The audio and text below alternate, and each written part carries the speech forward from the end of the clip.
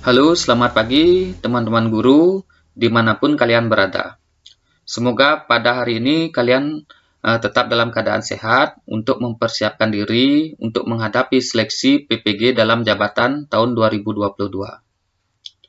Baiklah teman-teman, pada video kali ini saya sudah merangkum beberapa soal yang kemungkinan besar akan muncul dalam seleksi PPG dalam jabatan tahun 2022. Baiklah, untuk lebih lanjutnya, marilah kita simak video berikut sampai tuntas. Baiklah, langsung saja kita menuju ke pembahasan materi yang pertama, teman-teman.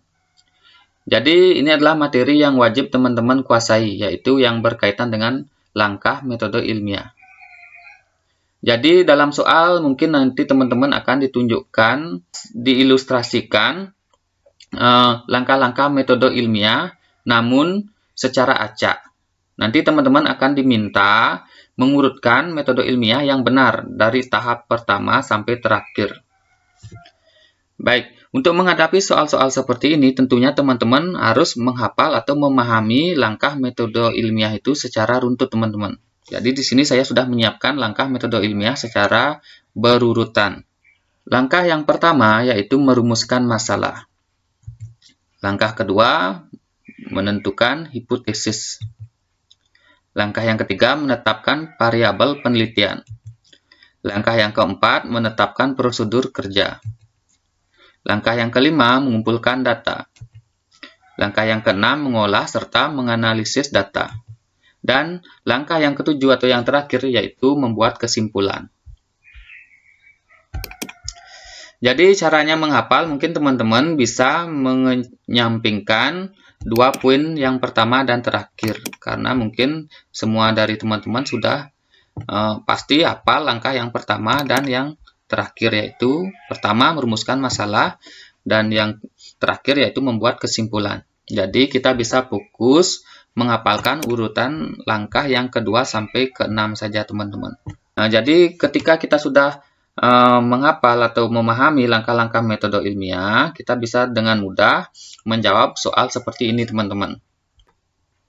Baiklah, kita lanjutkan ke pembahasan soal nomor 2, teman-teman. Pada waktu mengajarkan konsep perambatan kalor, sebagian besar peserta didik kesulitan memahami materi. Mengapa para peserta didik cenderung mengantuk ketika menjelaskan konsep perambatan kalor di depan kelas? Rencana tindakan yang dapat dilakukan adalah A. Meminta peserta didik mengamati tayangan video dan menyampaikan pendapatnya. B. Meminta peserta didik untuk menuliskan pendapatnya tentang fungsi kayu pada alat masak logam. C. Menugaskan peserta didik untuk belajar mandiri tentang perambatan kalor.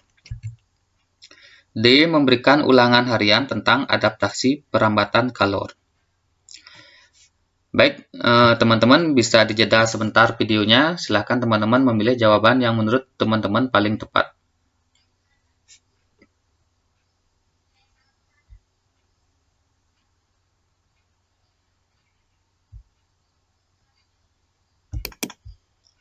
Baik, jika sudah, di sini saya akan memberikan pendapat saya terkait jawaban yang menurut saya paling tepat, teman-teman.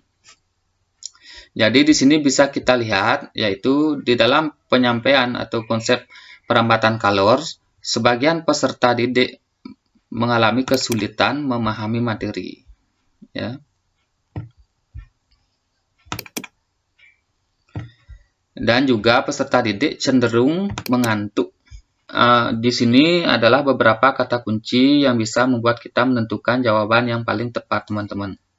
Nah, kemudian rencana tindakan yang paling tepat yang bisa kita lakukan sebagai seorang guru yaitu, teman-teman, jadi di sini jawaban yang menurut saya paling tepat yaitu jawaban yang nomor A, teman-teman. Meminta peserta didik mengamati tayangan video dan menyampaikan pendapatnya.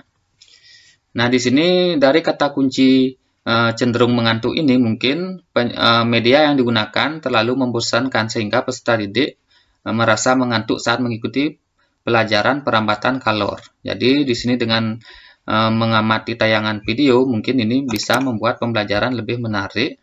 Nah, itu adalah alasan saya memilih option yang A. Kemudian dengan menyampaikan pendapatnya ini juga siswa dilibatkan secara lebih aktif dalam mengikuti pembelajaran. Baiklah teman-teman, langsung saja kita lanjut ke soal berikutnya. Baiklah, kita lanjut untuk membahas soal nomor 3.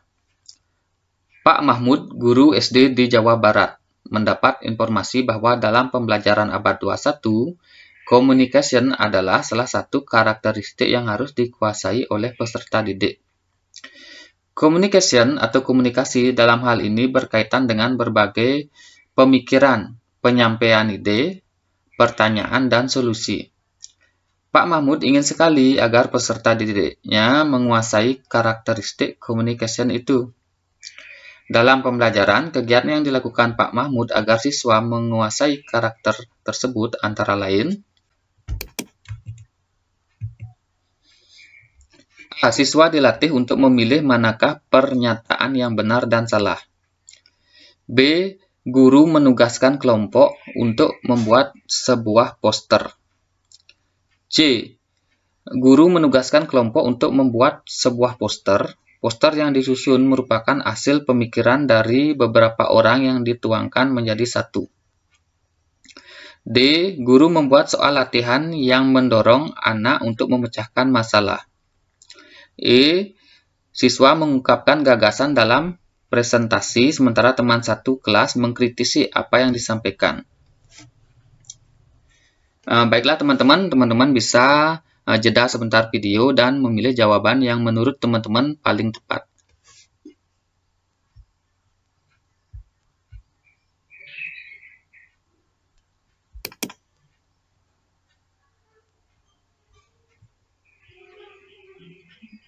Baiklah, jika sudah, di sini saya ingin memberikan kata kuncinya, yaitu pembelajaran abad 21 yang difokuskan di sini adalah communication, teman-teman.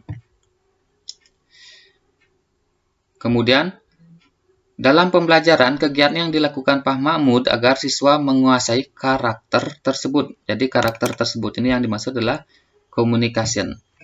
Jadi, di sini kita tahu ya, teman-teman, keterampilan abad 21 yang harus dikuasai peserta didik itu ada 4. Yang pertama ada critical thinking, ada communication, ada juga kolaboratif, ya. Dan terakhir juga teman-teman sudah tahu adanya creativity, teman-teman. Jadi kita memahami komunikasi ini adalah kemampuan untuk menyampaikan ide atau gagasan. Yang A, mari kita lihat jawaban yang A, teman-teman. Siswa dilatih untuk memilih manakah pernyataan yang benar dan salah. Jadi option yang A ini menurut saya tidaklah sesuai dengan karakter dari communication, teman-teman, karena tidak ada yang bersifat mengkomunikasikan ide dan solusi. Kemudian yang B, guru menugaskan kelompok untuk membuat sebuah poster. Jadi di option yang B ini lebih mengarahkan kepada peserta didik untuk bertindak kreatif dalam pembuatan poster. Yang C, guru menugaskan kelompok untuk membuat sebuah poster. Poster yang disusun merupakan hasil pemikiran dari beberapa orang yang dituangkan menjadi satu. Nah, di sini ada kata kunci yang saya lihat, yaitu beberapa orang. Nah, ini berarti sifatnya berkelompok. Jadi, option yang C ini lebih mengarahkan ke karakter kolaboratif, teman-teman. Kemudian di option D, mari kita lihat. Guru membuat soal latihan yang mendorong anak untuk memecahkan masalah.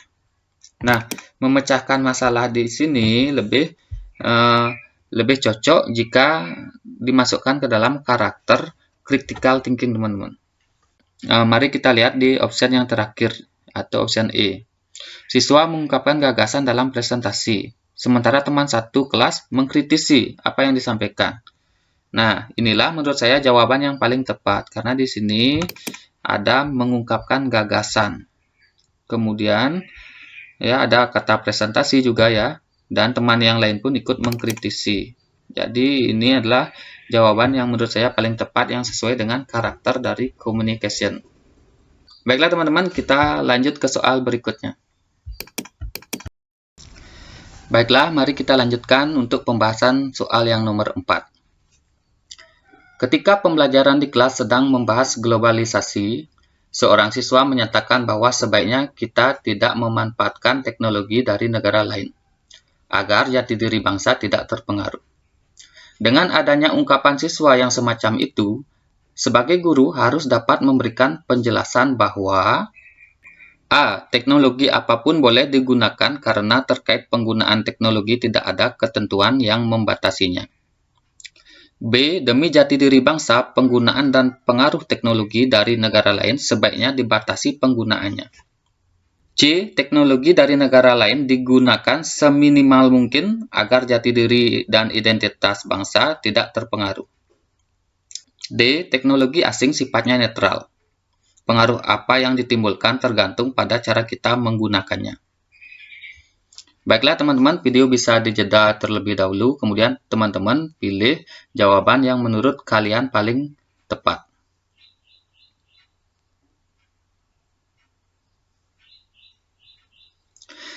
Baik, jika sudah, di sini saya lebih memilih option yang D, teman-teman. Tentunya teknologi asing sifatnya netral. Nah, pengaruhnya, baik itu pengaruh negatif dan positif itu tergantung bagaimana cara kita menggunakan teknologi tersebut. Nah, jadi sudah jelas ini jawaban yang paling tepat adalah option D. Baiklah, mari kita lanjut ke soal berikutnya. Baiklah, kita lanjutkan ke soal nomor 5. Ibu Yusniar mengajar di kelas 4 SD Aceh. Pada pembelajaran segi banyak, salah satu indikator capaian kompetensi adalah sebagai berikut. Menganalisis sifat-sifat segi banyak beraturan dan segi banyak tidak beraturan. Untuk mengetahui apakah siswa telah berproses untuk mencapai kompetensi tersebut, yang dapat dilakukan Ibu Yusniar adalah A. Memberi acungan jempol kepada kelompok yang berhasil memahami masalah dan menyelesaikan soal tentang sifat segi banyak beraturan dan segi banyak tak beraturan. B. Menjelaskan materi sifat segi banyak beraturan dan segi banyak tak beraturan di papan tulis dan melihat siapa yang mencatat. C. Bertanya dari diskusi ini, apakah kalian sudah menemukan apa yang dimaksud sifat segi banyak? D. Bertanya apakah langkah selanjutnya? E. Memberikan soal latihan tentang sifat segi banyak beraturan dan tak beraturan kepada siswa di akhir pembelajaran untuk mengetahui capaian kompetensi. Baiklah teman-teman, silahkan video ini dijeda terlebih dahulu, kemudian teman-teman pilih jawaban yang menurut teman-teman paling tepat.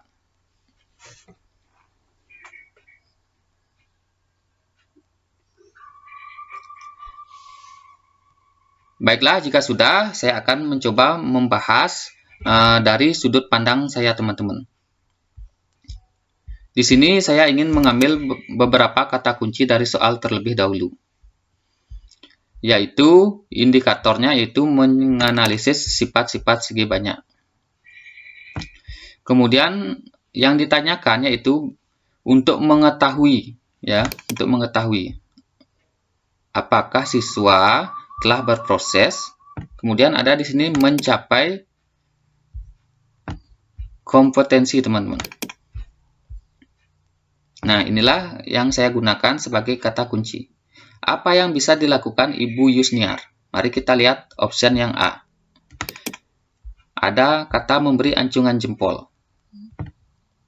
Nah, apakah dengan memberikan acungan jempol bisa mengetahui bahwa siswa itu berproses mencapai kompetensi tersebut? Saya rasa ini option yang A ini tidak tepat, teman-teman. Kemudian di option yang B, menjelaskan materi sifat segi banyak. Nah, kenapa kita harus menjelaskan materi? Sedangkan yang ditanyakan yaitu mengetahui apakah siswa telah berproses mencapai kompetensi tersebut. Nah, option yang B juga tentunya bukanlah option yang tepat, teman-teman. C. Bertanya dari diskusi ini, apakah kalian sudah menemukan apa yang dimaksud sifat segi banyak? Nah, di sini kalau kita lihat dari KKO-nya ya, yang di sini digunakan kata menganalisis. Sedangkan apa yang dimaksud ini adalah pengetahuan faktual.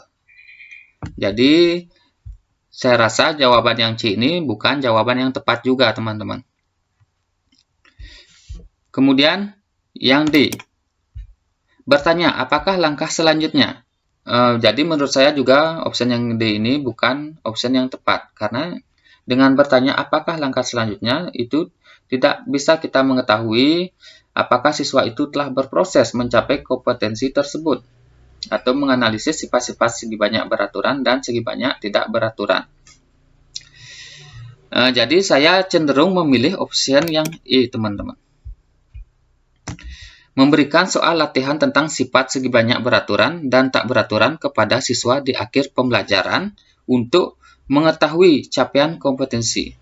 Jadi di sini saya rasa dengan memberikan soal latihan ya terkait dengan sifat segi banyak, baik itu segi banyak beraturan dan tak beraturan, siswa akan mampu ya menunjukkan apakah dia itu sudah mencapai kompetensi yang diharapkan.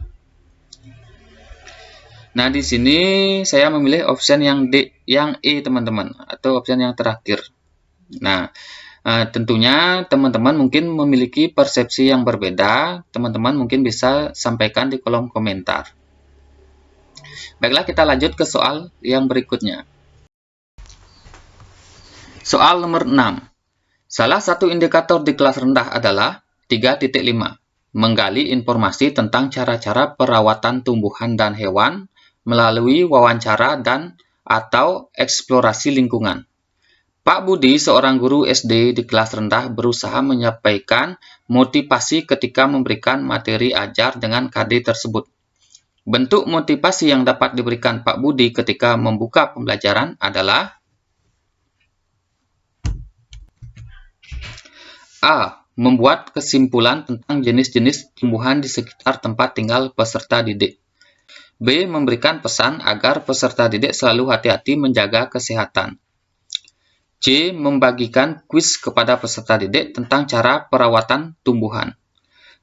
D. Menceritakan petani kelinci yang sukses yang merawat kelincinya dengan benar.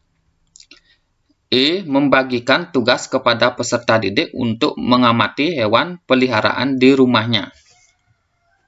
Baiklah, silakan teman-teman jeda terlebih dahulu video ini, kemudian teman-teman silakan pilih jawaban yang menurut teman-teman paling tepat.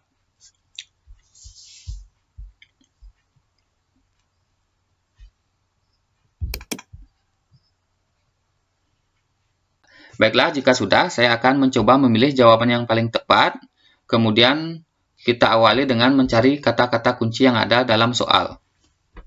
Yang pertama di sini yaitu ada menggali informasi tentang cara-cara perawatan hewan dan tumbuhan. Yaitu adalah KKO dari KD-nya menggali informasi. Kemudian di sini Pak Budi, seorang guru SD di kelas rendah, berusaha menyampaikan motivasi. Nah, motivasi. Di sini ada kata motivasi ketika memberikan materi ajar KD tersebut. Kemudian yang ditanyakan yaitu bentuk motivasi yang tepat yang dilakukan Pak Budi ketika membuka. Di sini ada kata membuka pembelajaran. Mari kita lihat opsi yang A. Membuat kesimpulan. Nah, tentu saja sudah tidak cocok teman-teman. Karena ini adalah kegiatan membuka. Sedangkan disampaikan di opsi A yaitu membuat kesimpulan. Kesimpulan tentunya paling tepat berada di akhir pembelajaran. Jadi opsi A saya rasa tidak tepat teman-teman. Kemudian yang opsi B, memberikan pesan agar peserta didik selalu hati-hati menjaga kesehatan. Nah, menjaga kesehatan tentu saja tidak sesuai dengan materi yang disampaikan. Kemudian berikutnya, yang C, memberikan kuis kepada peserta didik. Memberikan kuis atau membagikan kuis ini, teman-teman, tidak tepat dilakukan di awal atau saat membuka pembelajaran. Kemudian yang D, menceritakan petani kelinci yang sukses merawat kelincinya dengan benar. Baik, ini kita pertimbangkan terlebih dahulu. Mari kita baca dulu option yang E. Membagikan tugas kepada peserta didik. Kenapa di awal pembelajaran kita sudah memberikan tugas, teman-teman? Jadi ini tidak sesuai. Jadi saya di sini lebih cenderung memilih option yang D, teman-teman. Mana kita bisa membuka pembelajaran tentang atau memberikan motivasi ya dengan cara menceritakan petani kelinci yang sukses sehingga anak-anak bisa tertarik untuk mempelajari terkait tentang informasi cara merawat tumbuhan dan hewan ya melalui wawancara dan eksplorasi lingkungan. Baiklah, itulah jawaban menurut pendapat saya. Baik, kita lanjutkan untuk pembahasan soal berikutnya. Baiklah, kita lanjut untuk pembahasan soal nomor 7. Di sini diilustrasikan ada beberapa ya pilihan ya mengenai kalender Masehi. Yang pertama, menggunakan perhitungan revolusi bulan. Yang kedua, menggunakan perhitungan revolusi bumi. Yang ketiga, jumlah hari di kalender ada 365 hari. Yang keempat, jumlah hari di kalender ada 354 hari. Di sini kita disuruh untuk memilih pernyataan yang benar mengenai kalender Masehi, teman-teman. Jadi, ada beberapa pilihan jawaban yang harus kita tentukan. Yang pertama, A, 1 dan 3, B, 2 dan 3, C, 1 dan 4, D, 2 dan 4, E, 1, 2 dan 3. Jadi, di sini yang ditanyakan yaitu pernyataan yang sesuai dengan kalender Masehi, teman-teman. Kalender Masehi itu menggunakan perhitungan revolusi bumi, teman-teman. Jadi ini salah satu yang jawaban yang benar. Kemudian dalam satu tahunnya itu terdiri dari 365 hari.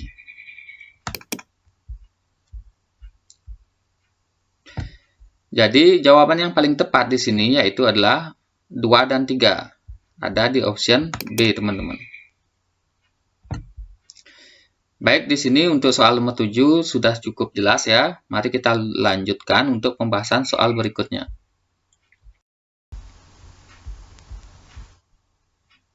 Soal nomor 8. Perhatikan sintak berikut ini. Ada stimulus, pengolahan data, kesimpulan, identifikasi masalah, pengumpulan data, pembuktian sintak. Model discovery learning yang benar adalah baik, di sini kita diberikan beberapa option ya yang mengarahkan kepada sintak discovery learning yang diurutkan dari awal sampai akhir yang benar, teman-teman. Jadi untuk soal nomor 8 ini kita perlu memang mengetahui atau memahami ya sintak-sintak tersebut secara berurutan, teman-teman. Di sini saya sudah menyiapkan sintak discovery learning yang benar.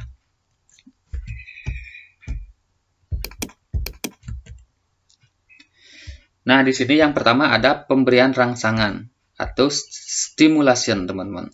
Nah, di mana di pilihannya terletak pada poin ya. Pemberian rangsangan ada di option A. Jadi ini kita beri tanda, teman-teman.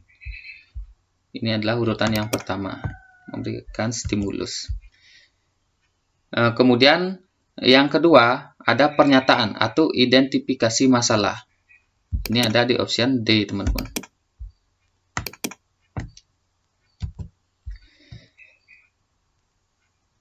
Kemudian berikutnya adalah pengumpulan data. Pengumpulan data ada di sini, di option E.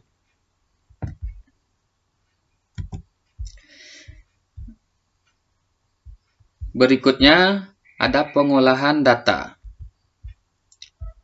Ada di option B, teman-teman.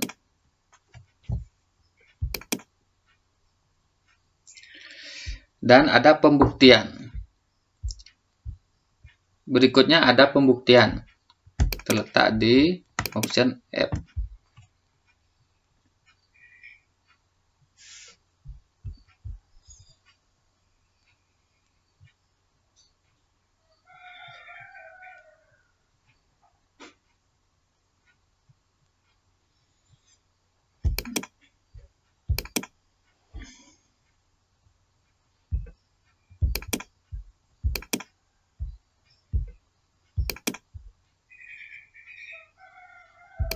Jadi yang di sini yang pertama ada pemberian rangsangan atau stimulus.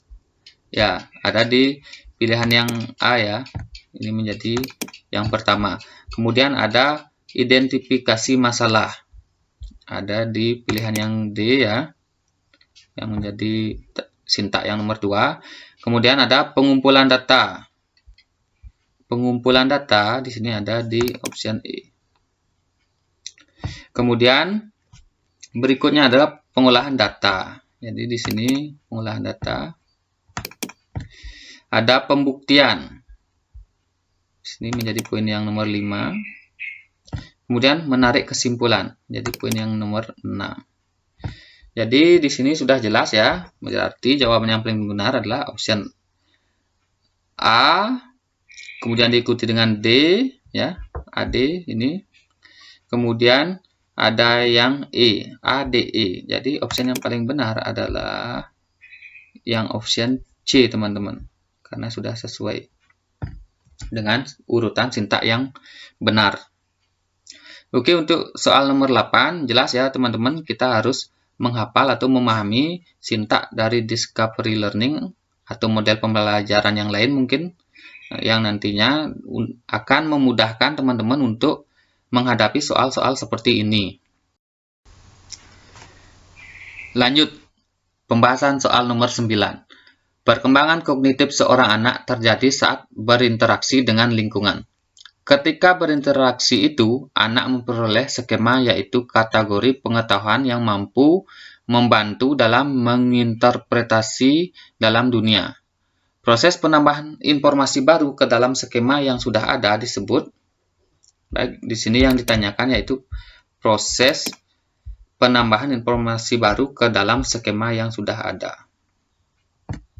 Kemudian kita lihat option yang A, pra-operasional dari teori kognitif Piaget. B, equilibrium dari teori kognitif Piaget. C, akomodasi dari teori kognitif Piaget. Yang D, asimilasi dari teori kognitif Piaget.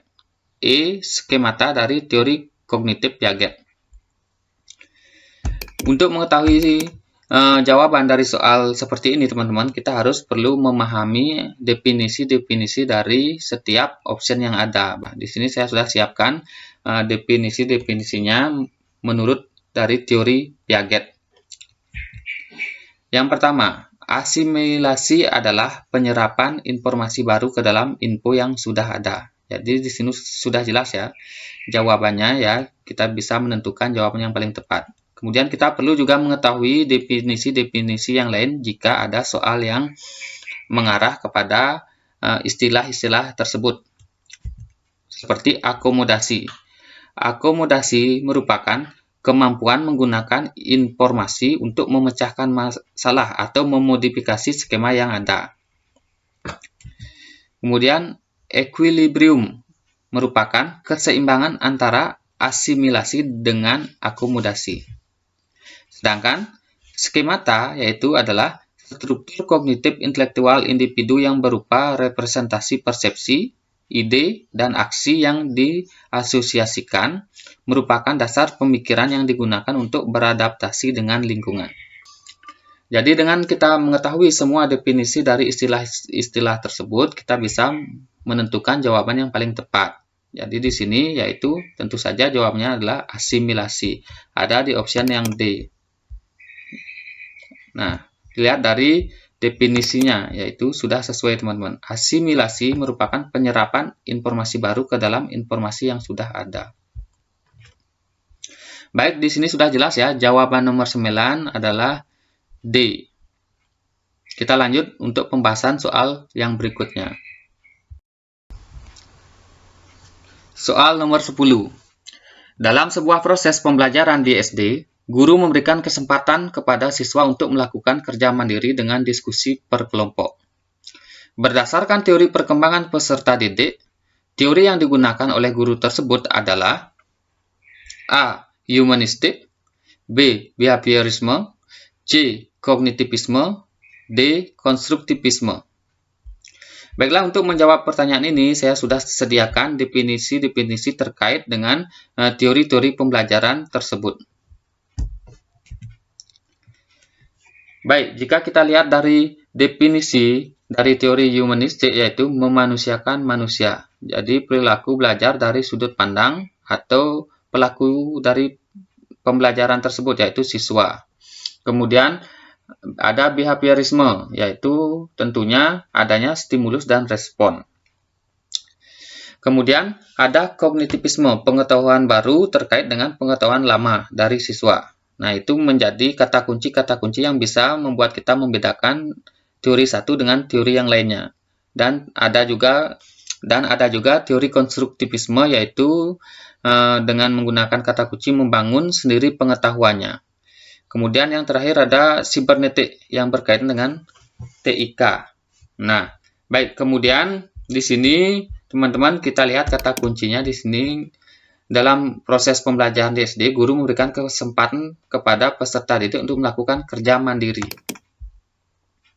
dan diskusi per kelompok ya. Mungkin teman-teman sudah ada beberapa yang membaca sintak-sintak atau tahapan dari beberapa model pembelajaran yang beraliran konstruktivisme.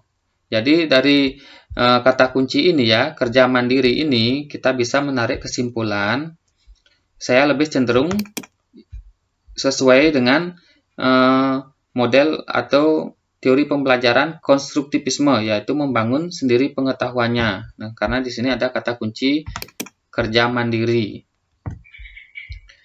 Jadi option yang paling tepat menurut saya di sini adalah option yang D, teman-teman, yaitu konstruktivisme.